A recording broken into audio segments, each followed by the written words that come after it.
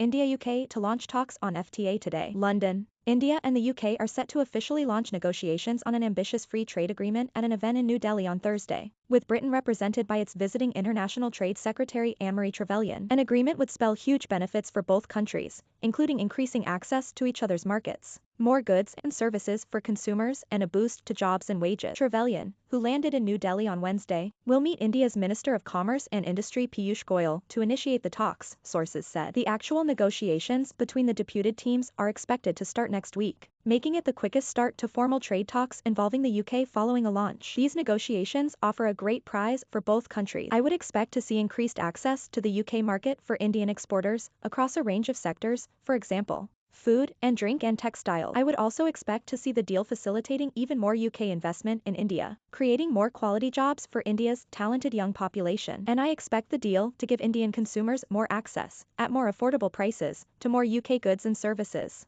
Kevin McColl, managing director of the UK-India Business Council, said investment from Indian companies in Britain supports 95,000 jobs across the UK and is likely to grow with a new trade deal. It is the UK's strategy to refocus trade on the Indo-Pacific, and the Indian economy is set to become the world's third biggest economy by 2050, with a bigger population than the US and EU combined. By 2050, India will be the world's third largest economy with a middle class of almost 250 million shoppers. We want to unlock this huge new market, Trevelyan said. A deal would put UK businesses at the front of the queue to supply India's market of 1.4 billion consumers. A deal with India has the potential to almost double UK exports to India and boost total trade by as much as £28 billion a year by 2035. UK exports to India, such as Scotch whisky and cars, currently face enormous duties of 150% and 125% respectively. Wind turbine parts from Britain have import tariffs as high as 15%. Removing duties alone would increase UK exports to India by up to £6.8 billion.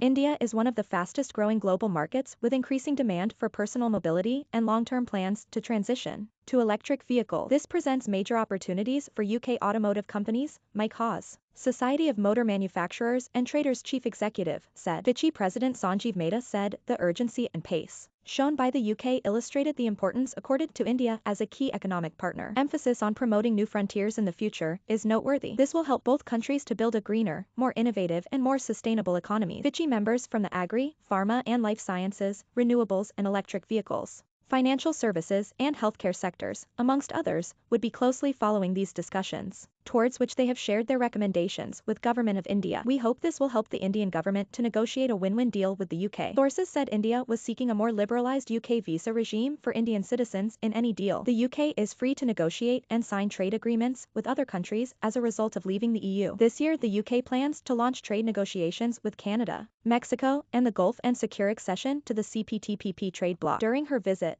Trevelyan will co-chair a meeting of the UK-India Joint Economic and Trade Committee to review how businesses in both countries are benefiting from existing market access commitments. She is also expected to meet External Affairs Minister S. Jaishankar, Finance Minister Nirmala Sitharaman, and Environment Minister Bhupender Yadav.